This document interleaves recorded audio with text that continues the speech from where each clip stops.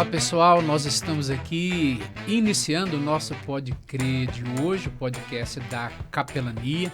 E então sejam todos muito bem-vindos. Eu quero agradecer, desejar a sua participação, a sua presença, você ter acessado aqui o nosso canal e para participar do nosso programa de alguma maneira. Nós queremos informar desde já sobre a importância de você se inscrever no nosso canal e de você também compartilhar esse link com a sua família, com seus amigos, enfim. Mas desde já, Deus abençoe muito a sua vida com o nosso programa de hoje, que nós temos aqui como tema a tratar a respeito da seguinte pergunta: todas as religiões são boas, então não importa o que você crê.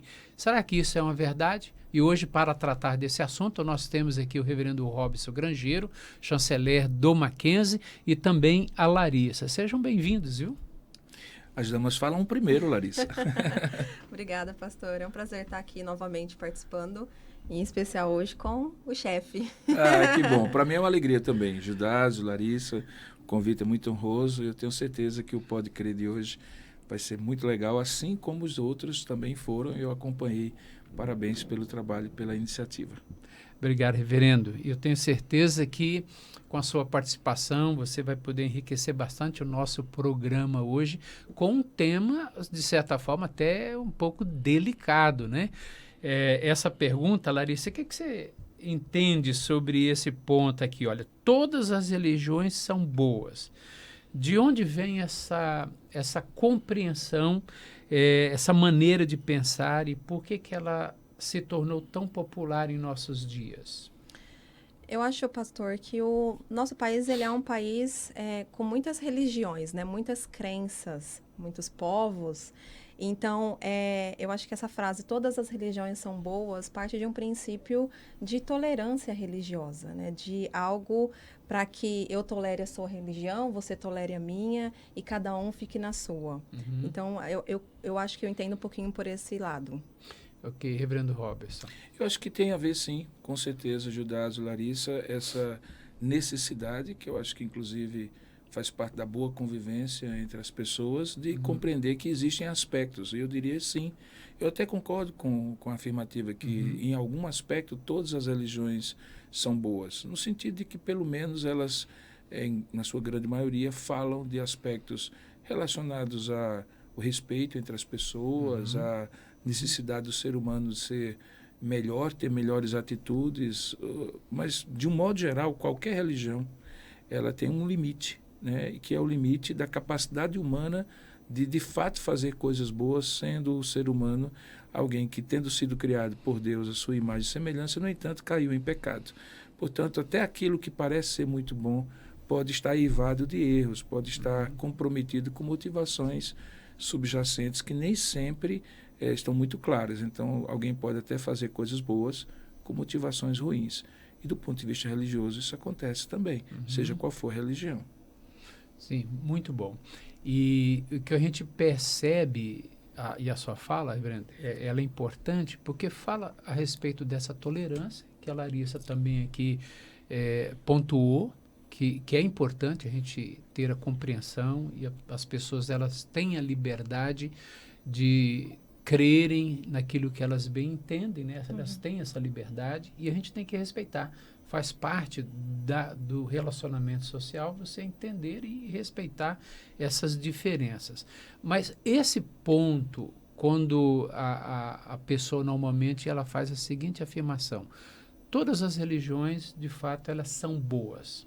Então não importa exatamente no que você crê, desde que você seja sincero. Então coloca aí a questão da sinceridade. Então não importa a sua crença, não importa no que você acredita, desde que você esteja sendo sincera. Como é que fica esse ponto? O que vocês acham? Eu acho que aí tem um sofisma, né? Eu acho que essa premissa, todas as religiões são boas, ela é uma boa primeira premissa.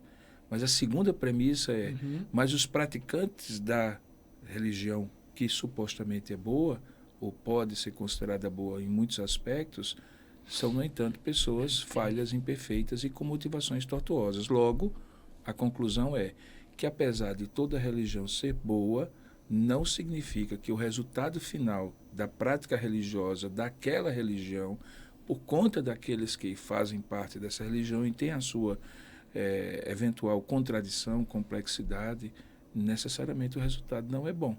Portanto, é importante sim ter uma clareza sobre em que aspectos a religião é boa, em que aspectos ela não é, e principalmente qual é a motivação dos seus princípios, daquilo que ela propõe. Respeitar sim, concordar, obviamente, que não é a ideia. Eu também entendo que essa questão de o objeto da crença, né, ou em que nós cremos, ou principalmente em quem nós cremos, é o que vai dirigir a nossa vida toda. Então, se eu acredito em algo, eu vou em busca daquilo que eu acredito, eu vivo de acordo com aquilo que eu acredito, né? Então, nós aqui, nós somos cristãos, nós acreditamos em Deus, nós confiamos em Deus, nossos valores estão pautados na palavra de Deus. Então, a palavra de Deus, o próprio Deus, é que rege toda a minha vida, por exemplo. Então, é crucial eu saber em quem eu creio. Então, obviamente, isso importa e acho que é o ponto essencial de uma crença. O que você quer, em quem você crê. Então, não basta a pessoa crer em alguma coisa. Não basta isso. Ela precisa... O conteúdo da fé dela é importante. Sim. Tá. E essa questão da sinceridade? Questão da sinceridade, que a pessoa, ela se baseia nisso. Olha, tudo bem, você tem aí a sua maneira de pensar, a sua maneira de crer, mas naquilo que eu creio, eu sou muito sincero. E ela dá essa ênfase, eu sou muito sincero. Então, a sinceridade, por si só, ela é um fundamento seguro para essa pessoa? Definitivamente não.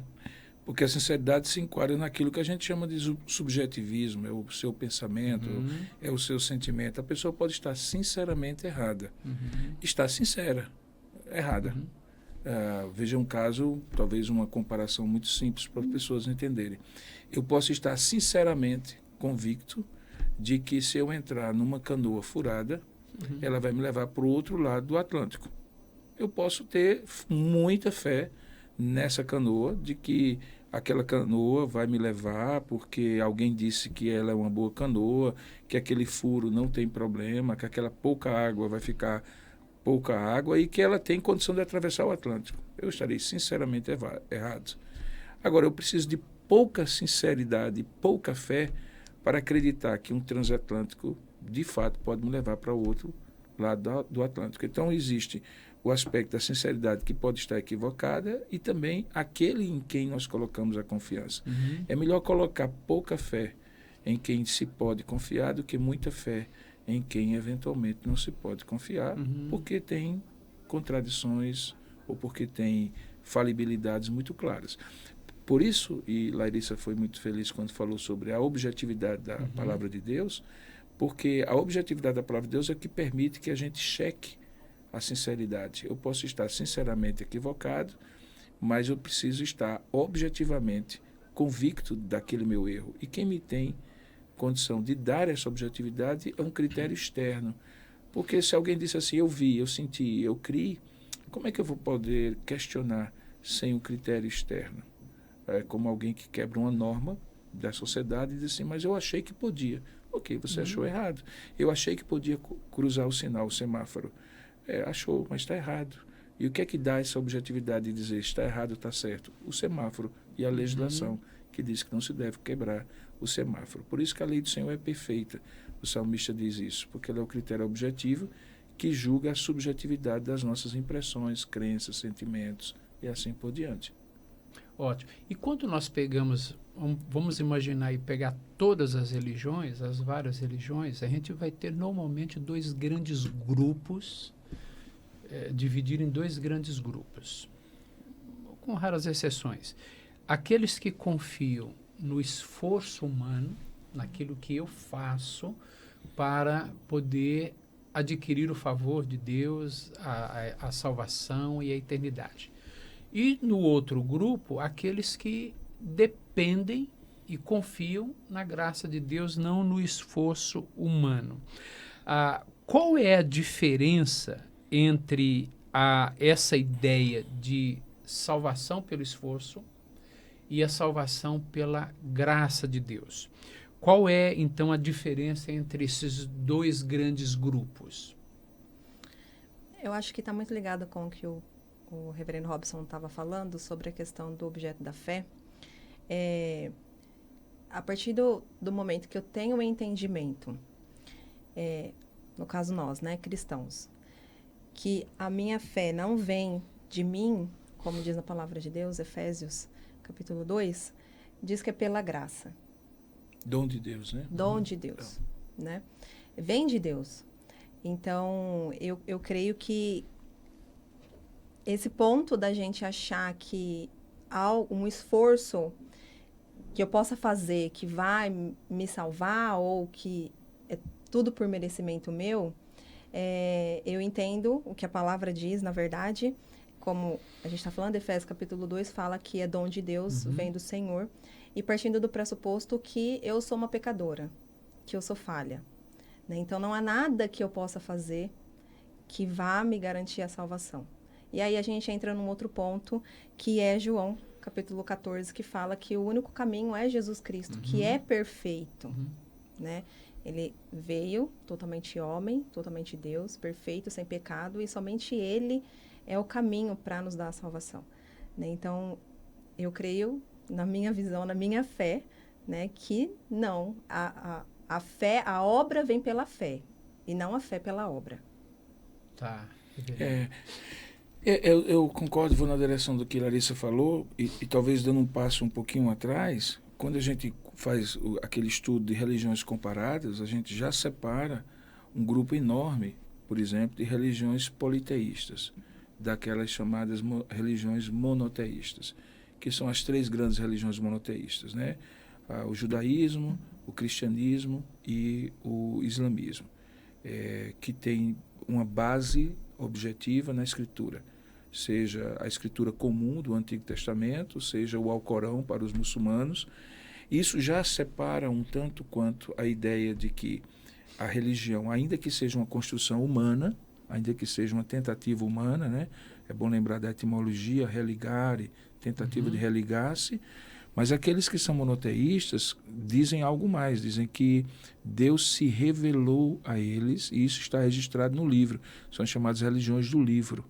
E ainda que haja diferença, por exemplo, entre os islâmicos e os cristãos e judeus, que têm um livro em comum, a Antiga Aliança, o Antigo Testamento, mas todos eles são monoteístas. Isso aí já divide todas as supostas religiões, como todas sendo boas, em dois grupos, os monoteístas e os politeístas. E naquilo que é monoteísta, fica claro uma diferença muito grande do cristianismo, porque, como a própria palavra de Deus em João capítulo 1, diz que a lei veio de Moisés, mas a graça e a verdade vieram do Senhor Jesus. O que significa que, quando a graça é introduzida de maneira plena, vimos a sua graça, vimos a sua glória na pessoa de Jesus, é porque está destituído todo o mérito humano. Né? O mérito humano, que era baseado numa suposta justificação por cumprir a lei, ele é destituído pela graça de Deus. Então, quando a gente pensa que a salvação não é mérito humano, não significa dizer que, uma vez salvo, essa pessoa não tenha uma adesão aos princípios revelados por este Deus que se fez homem.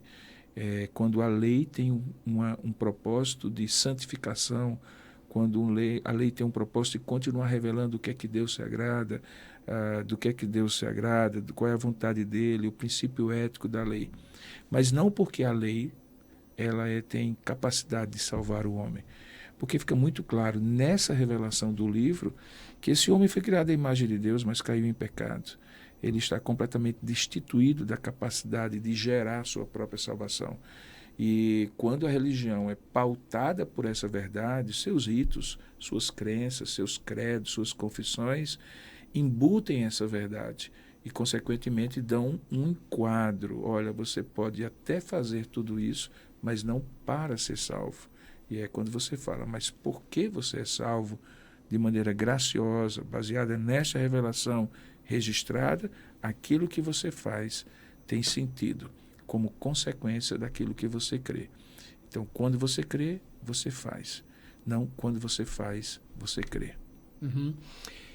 Isso tudo é muito interessante, porque a gente começou falando a respeito do objeto da fé, que a Larissa colocou aqui, o objeto da fé, e a gente está caminhando mostrando que realmente não basta apenas a pessoa ter sinceridade em algo.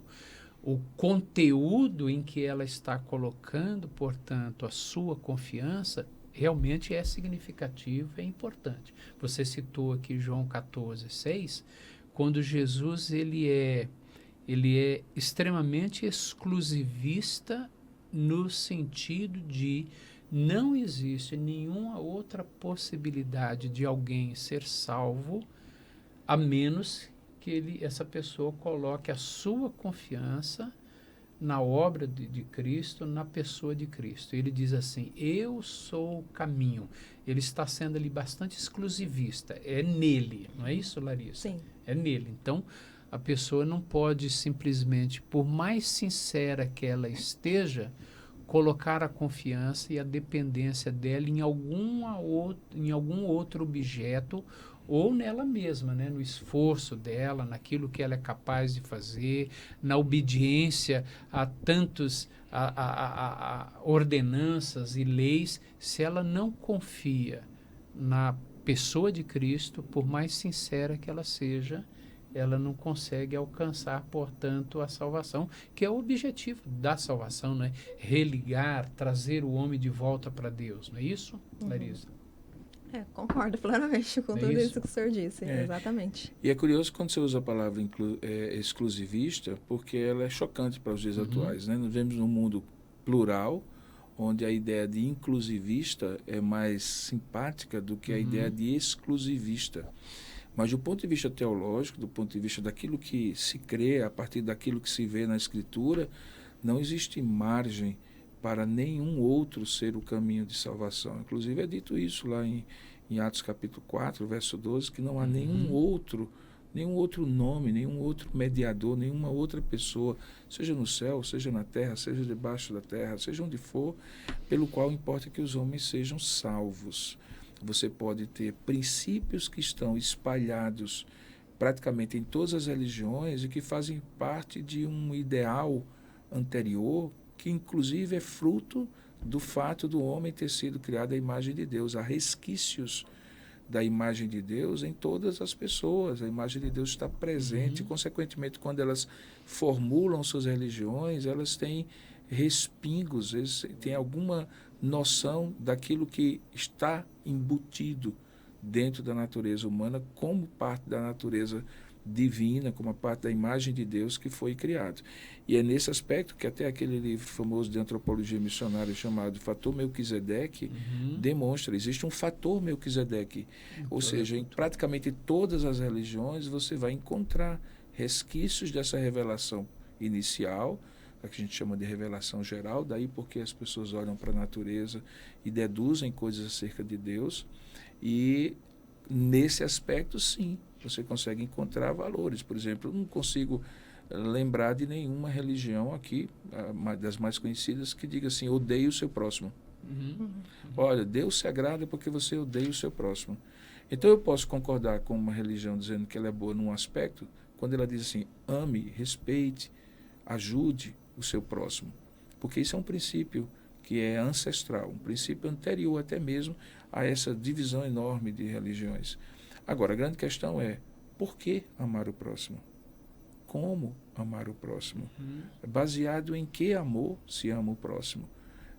As respostas vão ser as mais diversas. Vai ter gente que vai dizer, de uma maneira bastante utilitarista e funcionalista, não, ame o próximo porque uma mão lava a outra e ambas lavam o rosto. Ou seja, é uma coisa do tipo assim, você ama o próximo porque você vai precisar. E nesse mundo, né, bastante secularizado, a base dessa religião secular que hoje se espalha no mundo todo é essa. Olha, você tem que fazer o bem porque você vai se dar bem. Vai ser bom para todo mundo. Mas não é essa a base bíblica. A base bíblica é outra. Amar a Deus como a ti mesmo, ou melhor, amar ao próximo como a ti mesmo, porque você deve amar a Deus acima de todas as coisas. Existe uma âncora amar a Deus, para você poder amar o próximo de maneira correta, de maneira adequada. Só isso aí já distinguiria no resultado final que amor é esse. E aí tornaria alguma coisa mais exclusivista do que inclusivista. Uhum. Amar ao próximo, sim. Mas por quê? Como? Para quê? Com qual motivação? Isso vai determinar-se por aquilo que está revelado naquela determinada religião ou naquela determinada crença. Uhum. É isso, Larissa. Isso aí. Concorda com... Com certeza. Pode discordar, não tem Concordo. problema não. Ô, Larissa, agora nós recebemos na capelania, no nosso gabinete na capelania, muitos alunos, muitos dos nossos alunos, que nem sempre pensam exatamente como nós pensamos a respeito da fé em Cristo. E você tem atendido muitos alunos, muitos funcionários. Então, não obstante toda essa exclusividade que Jesus traz para si, e nós defendemos e pregamos sobre isso, como que nós atendemos ou lidamos com o nosso alunado que chega na capelania pensando totalmente diferente da gente? Como que é a nossa recepção? Como que é a nossa abordagem? É muito boa. Eu concordo. Mas eu acho que em situações assim, é muito fácil a gente amar o próximo que concorda com a gente, que tem a mesma fé que a gente, que vai para a mesma igreja que a gente, né, que tem a mesma crença que nós. É muito fácil. Mas quando a gente tem um contato com outra pessoa que pensa totalmente diferente da gente, ou que não concorda com a nossa crença, nós temos duas opções. Ou a gente afasta essa pessoa e perde a oportunidade de apresentar esse amor que nós recebemos de Deus e assim a gente deve passar através da nossa vida para o próximo, ou a gente tem a oportunidade de aproximá-lo e apresentar a nossa fé, o nosso Deus, né? Para que seja o Deus dessa pessoa também. Então, na capelania, a gente, obviamente, nós temos uma confessionalidade, né? E a gente assina embaixo da nossa confessionalidade. Nós trabalhamos pautados na confessionalidade. Porém, nós temos alunos, professores, funcionários, né? Que não creem, muitas vezes, na nossa fé. E diga-se de passagem, infelizmente. Mas a gente recebe eles e eles se sentem muito à vontade no nosso meio, porque a gente tenta exatamente isso, demonstrar o nosso Deus, né? O verdadeiro Deus, o único Deus, que também os ama, que também os fez, que também os criou, né? E apresentar Jesus Cristo a eles, né? Toda a obra do Senhor. E para que eles tenham também esse conhecimento e possam decidir por crer no nosso Senhor, né? Então, independente da sua religião, da sua crença, a gente vai sempre aproximá-los de nós e não repeli-los e afastá-los. Isso. Então, na capelania, os nossos alunos, professores, funcionários sempre recebem, por parte da capelania, o carinho dos capelães e das auxiliares de capelania. E a função nossa é acolher você, receber, é ouvir, é termos aqui ter na capelania um espaço para que você possa trazer as suas dúvidas.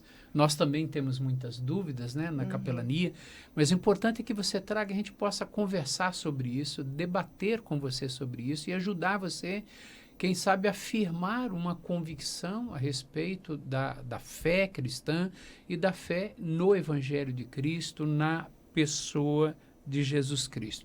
Então, nós queremos convidar sempre você para estar conosco na capelania, qualquer horário, qualquer momento em que você estiver lidando com as suas dúvidas e as suas crises pessoais ou crises de fé, a capelania está ali sempre aberta para poder acolher, receber você, bater um papo e assim poder ajudar você nessa caminhada também com Cristo. O nosso objetivo é esse. Nós amamos você e queremos ajudar você também a conhecer o Salvador que nós conhecemos. Eu quero terminar aqui, reverendo, colocando a seguinte pergunta. Se a mensagem cristã, ela declara que Jesus é o único caminho para a reconciliação com Deus, como os cristãos podem afirmar essa verdade, mas ao mesmo tempo demonstrar respeito e amor por pessoas de tantas outras religiões? Eu queria que você explicasse para a gente. Eu acho que são duas coisas que, ao mesmo tempo que se distinguem, se completam, né? O respeito às crenças das pessoas, às opiniões das pessoas, é um princípio básico de convivência. Se você não respeita, você não é respeitado, você não é ouvido. Até mesmo as suas convicções ficam postas em dúvida, porque faz parte justamente desse ambiente plural, diverso, que nós vivemos no século XXI principalmente, que você lide com pessoas que pensam diferentes. Então, oferecer o respeito é a condição sine qua non básica. Se você não oferece, se você não está disposto a ouvir, a tentar compreender que crença é aquela, como é que ela se estrutura, como é significativa para aquela pessoa, não espere que a outra pessoa faça isso quando você falar sobre o que você crê. Isso é um aspecto, e nesse aspecto nós somos absolutamente comprometidos em manter esse respeito, essa convivência. Somos conscientes disso na sociedade plural e particularmente numa instituição como a nossa, que é aberta para todos na sociedade que pensam, inclusive, de maneira diferente daquilo que a instituição, na sua identidade institucional, acredita. No entanto, existe algo que é profundamente importante para nós, é que a nossa fé, ela é convicção, certeza, e, portanto, ela é naturalmente explicitada por aquilo que a gente fala, por aquilo que a gente crê, por aquilo que a gente quer comunicar. E é possível que essas duas coisas convivam, porque a nossa convicção é que nós não seremos capazes de transformar a crença das pessoas. E não fomos, inclusive, chamados para isso. Nós somos chamados para testemunhar da nossa fé e deixar que o Deus Todo-Poderoso, pelo seu Espírito, faça com os outros aquilo que fez conosco, nos convenceu e nos tornou esclarecidos acerca daquilo. Por isso que, ao mesmo tempo que a nossa fé é clara, explícita, não é escondida, no entanto, ela é respeitosa. Ela permite ao diálogo, como nós estamos tendo aqui, poderíamos ter uma outra pessoa que pensasse diferente, ou alguém que está nos assistindo, ela consegue fazer essas nuances de respeito e necessariamente de confissão e explicitude daquilo que a gente crê, sem nenhum problema, não há uma contradição nisso. O nosso desejo mesmo, Judásio, é que as pessoas saibam, acima de qualquer dúvida, e não enganados por qualquer caricatura acerca da nossa fé, porque é possível que as pessoas digam assim, quem é Cristo, a partir de uma caricatura que foi passada para essa pessoa, o que é a fé cristã a partir de uma experiência ruim com algumas das manifestações da cristandade, igrejas, denominações, figuras e assim por diante. E para nós, testemunhar de quem ele é dar a oportunidade de alguém ter uma clareza sobre aquilo que a gente crê. O restante, quem faz é Deus, assim como fez conosco. Então, isso é muito natural, inclusive, particularmente na instituição que nós servimos aqui no Mackenzie. Mas também deveria ser natural na nossa convivência pessoal, nos nossos relacionamentos pessoais como cristãos, nas igrejas e comunidades de fé também. O nosso trabalho é amar a Deus, testemunhar dele, fazê-lo conhecido e amar ao próximo. E isso implica também em falar da verdade que nós cremos, porque não há como ajudar alguém escondendo dela uma verdade sob a alegação de que estamos sendo respeitosos. Ninguém vê alguém que precisa de uma ajuda e diz assim, olha, eu reconheço que você precisa de ajuda, mas não estende a ajuda. E a melhor ajuda que um cristão pode dar é falar daquilo que crê, testemunhar. Muito bom. Eu quero aqui, já encerrando o nosso programa de hoje, o nosso episódio, que nós estamos numa nova temporada do Pode Crer, o podcast da Capelania, agradecer pela sua participação, pelo seu envolvimento. E aqui tem um QR Code que você pode usar a câmera do seu celular, enviar uma pergunta para a Capelania do Mackenzie, ou se você quiser enviar uma pergunta para o nosso chanceler, para o reverendo Robson, você pode fazer isso, basta você acessar o QR Code e encaminhar essa pergunta. Eu quero agradecer então aqui a presença do chanceler, que foi abençoadora para nós, alegria minha, o esclarecimento sempre desse importante tema, né, que nós tivemos hoje aqui. Reverendo, muito obrigado. A alegria minha de servi-lo ao podcast. O trabalho que a gente faz é um trabalho de manifestação da identidade da instituição, de acolhimento palavra-chave que nós usamos nos nossas capacitações, nossas conversas. E o meu desejo sincero é que você que assistiu, ou que vai ainda assistir, porque esse material certamente vai estar disponível para você na internet, que Deus o abençoe e que você considere a possibilidade de pensar a sua fé à luz daquilo que está revelado na Escritura Sagrada e na pessoa de Jesus Cristo. Como eu gosto de dizer, já foi título de livro antigo, seguir a Jesus é o mais fascinante projeto de vida, Amém. Com certeza. Amém. Larissa, muito obrigado, viu, pela sua ajuda hoje aqui também. Obrigada, pastora. Foi um prazer estar aqui com vocês. Tá bom. Gente, obrigado, Deus abençoe e até o próximo episódio do Pode Crer.